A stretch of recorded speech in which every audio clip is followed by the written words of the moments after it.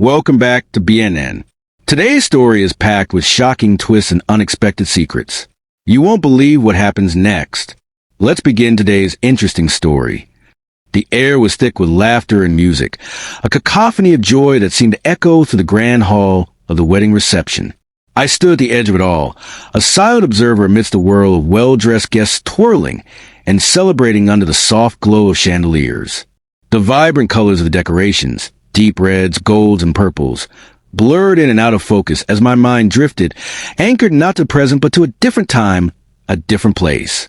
Memories of Olivia flooded through me, each one a heavy reminder of what once was. The joyous atmosphere around me felt like a cruel joke, twisting the knife of nostalgia deeper into my heart. Olivia. Her name alone carried the weight of 1,000 emotions. We had been inseparable once, bound by dreams and promises that felt unshakable. But life had a way of unraveling even the strongest threads. Our struggles with infertility had been the beginning of the end. The dreams we had shared, of a family, of a future filled with laughter and love, had crumbled under the weight of disappointment and blame. Olivia had placed it all on my shoulders, and when she left, it felt like a part of me had been torn away. The pain of those memories lingered like a shadow, darkening my thoughts even now, years later. And then, as if summoned by my thoughts, she appeared. Olivia. Her presence commanded attention, as it always had. She floated through the crowd with an effortless grace, her confidence radiating like a spotlight. She was different now, older, but still striking. Her smile was wide, her eyes bright, but there was something in the way she carried herself that felt deliberate, almost performative. She was no longer the Olivia I had known. She was someone else entirely, someone who had built a life without me. I watched as she approached, my heart pounding in my chest. She was accompanied by a man, Richard, I assumed, and a young boy who must have been her son, Caleb.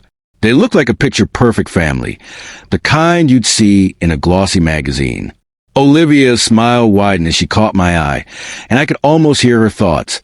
The unspoken judgments she was surely making about my life, my choices. She had always been good at that, at making me feel small, at making me feel like I was never enough. "Well, look who it is," she said, her voice dripping with a faux sweetness that made my stomach churn. "It's been a long time." "Too long," I replied, forcing a smile. My voice felt foreign, like it belonged to someone else. I could feel the way of her gaze, the way her eyes scanned me. Searching for cracks in facade I was desperately trying to maintain. She launched into a monologue about her life, her words carefully chosen to highlight her successes.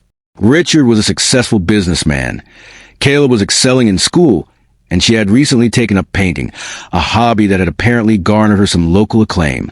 Each word felt like a jab, a reminder of the life she had built without me, a life that seemed so perfect, so unattainable.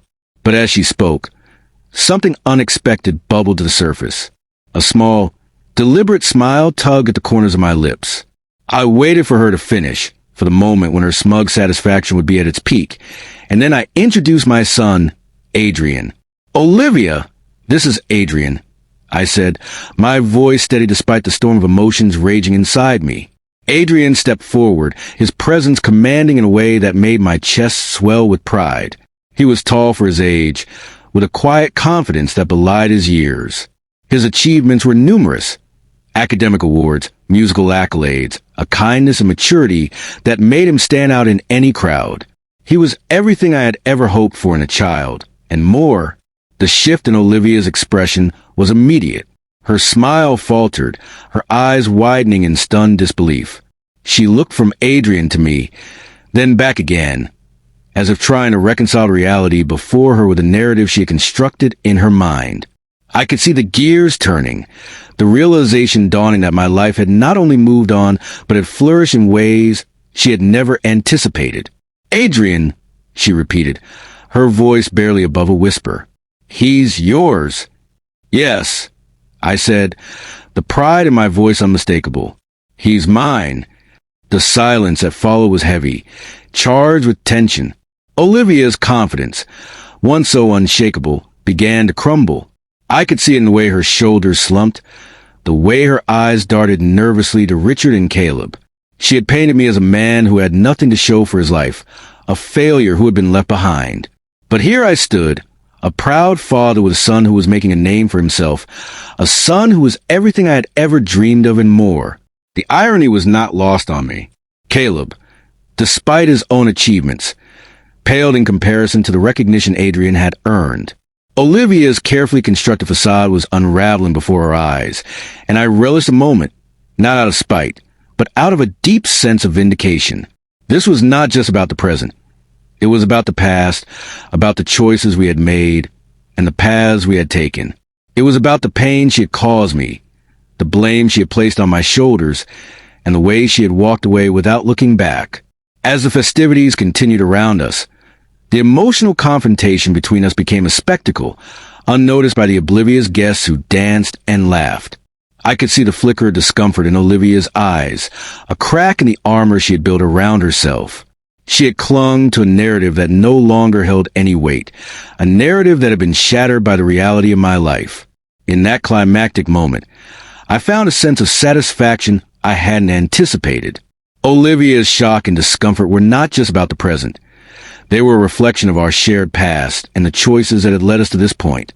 I realized I had built a fulfilling life, one that contrasted starkly with the carefully constructed facade she had created. The weight of my memories began to lift, replaced by a recognition of my own worth, leaving me with a sense of closure I had long sought. As I stood there, with Adrian by my side, I felt a peace I hadn't known in years. The past no longer held the same power over me. I had moved on, not just from Olivia, but from the pain and the blame she had left behind. And in that moment, I knew I was exactly where I was meant to be,